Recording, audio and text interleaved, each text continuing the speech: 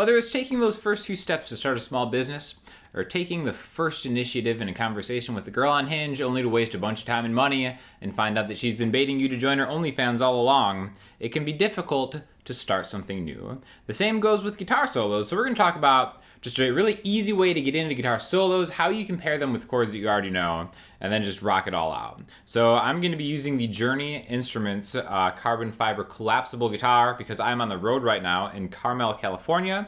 They help sponsor this trip. And we're just going to get right to it. All right, so this is going to be the key of C, the standard key by which to measure all others. All right, you probably already know this chord.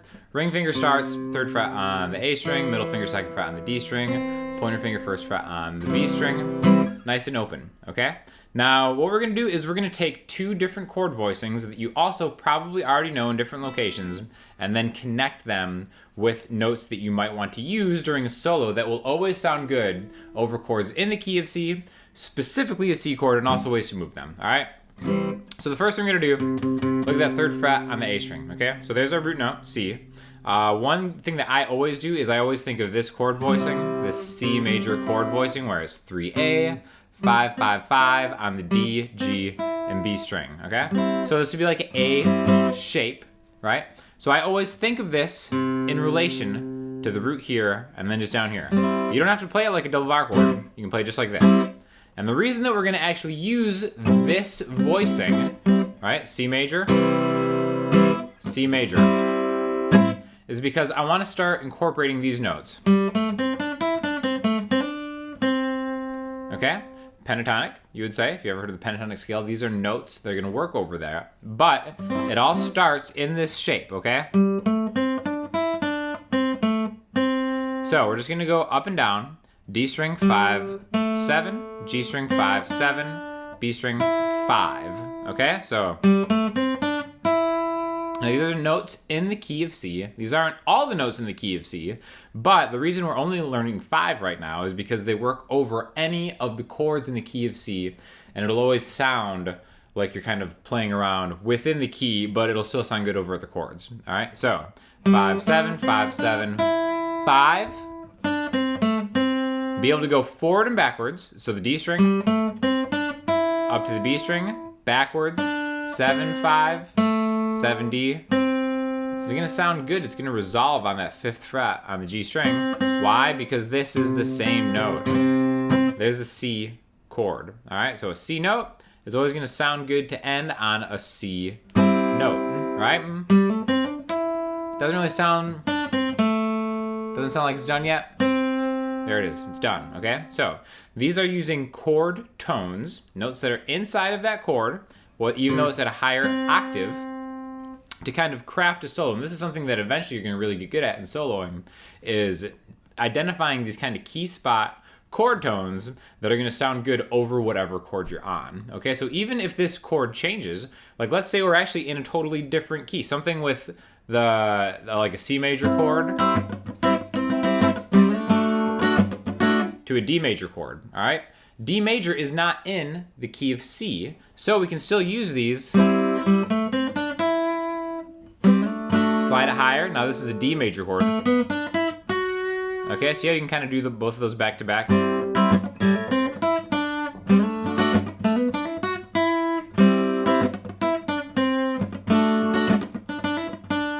Okay, so we're kind of pairing a little bit of a lead thing to a chord that you already know, all right? Now getting back to just something that maybe is in strictly the key of C. Another chord voicing I want to do is this one right here. Okay, so this is ring finger on the 10th fret of the D string, middle finger 9th fret of the G string, pointer finger 8th fret of the B string, right? Little staircase action. If you've ever played an F major chord, like that, F, G, C, okay? Those are the main chords in the key of C. So this shape is gonna work all over that. It's good to kind of think of the intervals, the spacing between those. 1 to 3, like a whole step higher.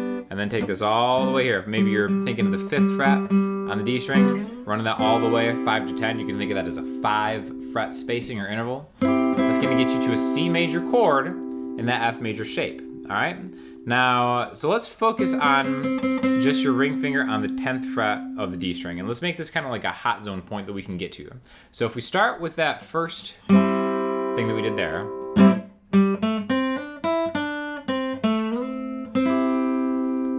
okay, I did the exact same lick, but now I ended, instead of on a chord tone, I ended on a chord voicing. Okay, I'll do that again. So we got a C chord,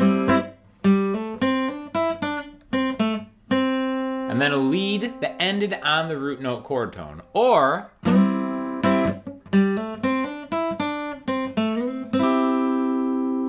kind of the exact same thing, except now we're getting a little more emphasis, just a little more color, because we're adding a whole chord voicing to replace that chord tone. And again, this is going to be true over anything. We could do the same thing in that key of D, right? Now I'm thinking 7th fret. Okay, and make that connection, okay? It's really not that hard of a connection. We have one chord voicing, a little pattern, and then from here, where your ring finger is, 3 frets higher, otherwise known as a minor third, and then end up on the exact same chord you started with, different voicing, okay? So, the other thing that I really like about this chord voicing is maybe jumping right into it, okay? So, thinking back in C major, one thing that you'll hear a lot is maybe starting a solo like this kind of lick right here. I hear this or some variation a lot of times, okay? So where that comes from is this chord voicing. All right, we already said we have 10, 9, and 8, D, G, and B. We can also have the 8th fret on the high E string, okay? So this is the root note again of the chord that we're using, a C, but now it's on the 8th fret of the high E string, okay? Same thing as the low string. 2 more C's, all right? One thing that always sounds really cool is sliding into the middle of this chord, where my middle finger is, the 9th fret of the G string, okay? And then going right to the root note. This is the major third of C. This is an E note into a C note. And kind of just playing around with those same notes. Okay? And then making that connection. All right, so this is just a great way to start thinking of major chords. Whatever key you're in, all you need to know is one root note, and then how to kind of branch off into everything from them. All right, doesn't matter where you start. Remember, we have the main chord here. We have the little riff, 3 frets higher, or we can even go backwards and go backward to end up on here. Right? Maybe we start high. Okay, so here we're kind of jumping back and forth between registers of the instrument.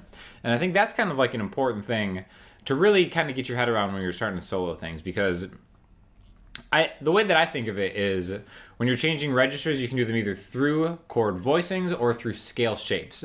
And this is nice because it has a little bit of both. It has essentially 2 main chord voicings from here to here, and then we have just 5 notes that kind of connect them in a way that you'll always be able to remember. So, okay, just remember from this voicing to this voicing. And then maybe the last thing is we can end a little bit higher up the neck, which is going to be the 13th fret on the B string and the 12th fret on the G string. Basically, anytime I'm playing something in like C major, I always end up here and do that move at the end. Just really quick kind of triplet strums. 1 triplet, 2 triplet, done. So